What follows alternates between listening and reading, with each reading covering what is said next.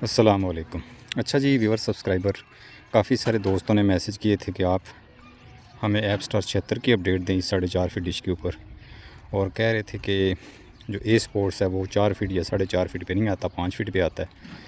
तो सबसे पहले आज हम आपके सामने ये काम करेंगे कि इस डिश का मेजरमेंट करेंगे, ताकि आपके जो काफ़ी जो सवालात हैं, शक-व-बात हैं, वो सारे दूर हों। फिर उसके बाद हम इसके ऊपर ऐप स्टार 76 को अपडेट करेंगे। अच्छा जी, सबसे पहले हम इस डिश की मेजरमेंट करते हैं। वो बच्चे ने वहाँ पे बॉर्डर के साथ विद बॉर्डर यानी कि इंची टेप पकड़ा हुआ है। हम इसको विद बॉर्डर यहाँ पे मेजरमेंट करते हैं। तो विद बॉर्डर ये 57 इंच आती है, ठीक है। तो हमेशा कभी भी जो डिश की मेजरमेंट की जाती है, यानी कि मापा जाता है या नापा जाता है, तो उसमें बॉर्डर इंक्लूड नहीं होता, बॉर्डर को छोड़ना पड़ता है। तो अब हाथें यहाँ पकड़ेगा, इसको हाथें मजबूती से पकड़ो दोनों हाथों से। अब हम विद आउट बॉर्डर इसको मेजरमेंट करेंगे। तो विद आउट बॉर्डर ये 54 इंच बनती है, ठीक है। तो ये इसकी है जो है मेजरमेंट है। अब हम इस डिश की गहराई को भी नाप लेते हैं। हाथे में 1 मिनट छोड़ दो। अच्छा, तो बच्चों ने अब इसके ऊपर हो ये पकड़ लिया है, ये डंडा पकड़ लिया। अब हम इसकी गहराई नापेंगे। गहराई हमेशा सेंटर फोकस से होती है। थोड़ा थोड़ा नीचे करो, मुंह इधर से हिलने नहीं देना। अच्छा जी, अब ये बच्चों ने एक्यूरेट डंडा पकड़ा है। हमेशा जब भी आप डिश का फोकल पॉइंट या आप इसकी गहराई मेजरमेंट करें, तो अब ये याद रखें कि आपका जो डंडा है ना, ये जो स्टिक हमने रखी है, ये बिल्कुल सी बैंड वाली जगह पे होनी चाहिए। तो अब हम इसको यहाँ से मेजरमेंट करेंगे, सेंटर से। ये इसका सेंटर होता है बिल्कुल। तो यहाँ से इसकी गहराई जो डंडे की निचली सतह है ना, उसके ऊपर करें तो 9.5 इंच आती है। तो इसकी गहराई जो है वो 9.25 इंच आती है, ठीक है। अब इसका फोकल पॉइंट देख लेते हैं। फोकल पॉइंट कैसे होता है। अब हम इसकी अब हम इसकी जो है ना, आपने देखा कि हमने इसका गहराई नापी। अब इसका फोकल पॉइंट नापेंगे। फोकल पॉइंट क्या होता है, फोकल किसे कहते हैं? ये जो प्लेट है, इस प्लेट से इस जगह तक की जो गहराई है, वो होता है हमारा फोकल पॉइंट, ठीक है। तो इसका फोकल पॉइंट जो है व्यूअर्स, वो तकरीबन 20.5 इंच आता है। तो इस डिश की फोकल पॉइंट और इसकी गहराई वगैरह ये सारी चीज़ें मेजरमेंट हो। अब दूसरा पॉइंट, ये जो सी बैंड मेरी, बल्कि ये तीसरा पॉइंट है। तीसरा पॉइंट ये कि ये जो सिंगल सोल्यूशन सी बैंड है जो अभी आपके सामने है, इसके सिग्नल जो ये वाली सी बैंड है, से ये वाली सी बैंड है, इससे 10 गुना ज़्यादा होते हैं, यानी 10% ज़्यादा होते हैं। लेकिन इस सी बैंड के और भी बड़े फ़ायदे हैं।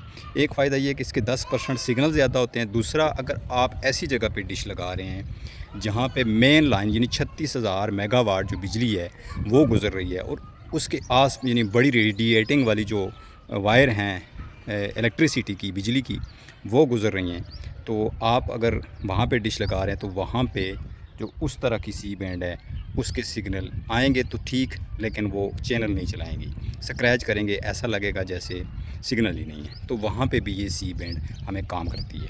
ये इसका एक फ़ायदा दूसरा ये हो गया। और इस सी बैंड का तीसरा क्या फ़ायदा है? तीसरा इसका ये फ़ायदा है कि अगर ये सिंगल सोल्यूशन होने के साथ, यानी एक पोर्ट है इसकी, इसके ऊपर एक ही तार लग रही है, ये एक पोर्ट होने के साथ साथ आप इसके ऊपर 8 रिसीवर चला सकते हैं। 8 रिसीवर कैसे चला सकते हैं? यहाँ से आप आउटपुट एक लेंगे, आगे पावर पास लगाएंगे, उस पावर पास के रिसीव में इसकी तार जाके लगाएंगे, और उसके आउटपुट में 8 पिनें होती हैं। उन 8 पिनों से उसके आउटपुट जो होंगे 8 आगे पोर्ट होंगे, उन पोर्टों से आप तारें निकाल कर मुख्तलिफ रिसीवरों को दे दें। पीछे सी बैंड ये सिंगल ही होगी, हॉरिजॉन्टल और वर्टिकल के दोनों चैनल देगी। आम तौर पे हम अगर जब स्प्लिटर लगाते हैं किसी आम सी बैंड पे, तो वो या तो वर्टिकल के चैनल देती है या हॉरिजॉन्टल के देती है। लेकिन इस सी बैंड की ये खासियत है कि हॉरिजॉन्टल वर्टिकल दोनों देती है। ये इसका तीसरा खुलासा हो गया। अब चौथा खुलासा जो इसका है वो इसका मिस पॉइंट है। मिस पॉइंट क्या, यानी माइनस पॉइंट है, जो इसकी कमी है। इस सी बैंड के ऊपर अगर हम मिसाल के तौर के ऊपर 51-50 को रखते हैं ना, तो सिग्नल तो हमें मिल जाएंगे, लेकिन जब हम चैनल सर्च करेंगे ब्लाइंड स्कैन में, तो वो हमें ज़्यादा मिलेंगे, यानी कि डबल मिलेंगे। एक चैनल 2 दफ़ा 3 दफ़ा आएगा, तो वो फिर एक चैनल की रश बन जाती है। तो इंसान वैसे ही उलझन और झंझट में पड़ जाता है।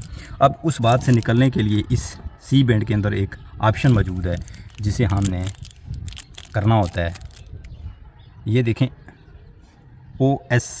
OCS2 है, और ये है OCS1। हम OCS1 51 50 57 50 पे इसकी LNB फ्रिक्वेंसी रखेंगे और फिर हम नीचे हमें सिग्नल मिल जाएंगे तो हम इसको यहाँ पे ब्लाइंड स्कैन कर लेंगे।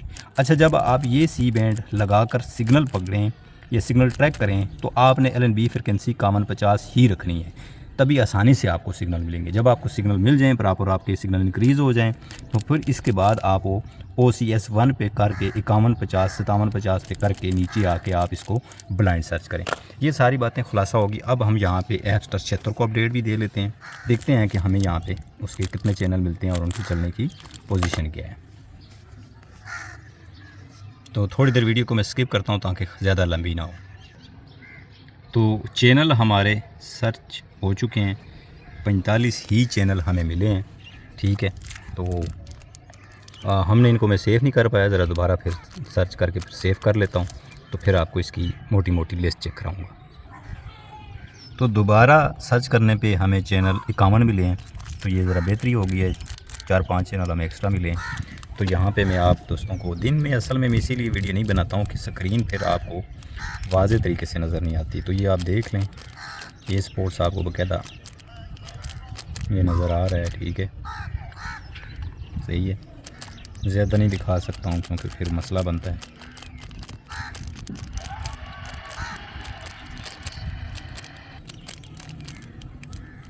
आवाज़ भी बंद कर देता हूँ कि ये भी इशू होते हैं दिन में ना, तो मतलब है कि कैमरा फोकस करता है और बड़ी मसले मसाइल होते हैं।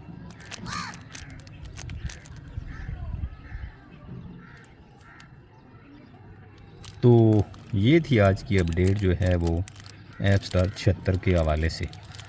ठीक है जी, उम्मीद करता हूँ कि आपको आज की अपडेट अच्छी लगी होगी।